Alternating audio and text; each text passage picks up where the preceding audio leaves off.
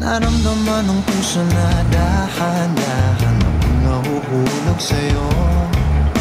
Sa kada araw natin na pag-uusap, meron nang namumuo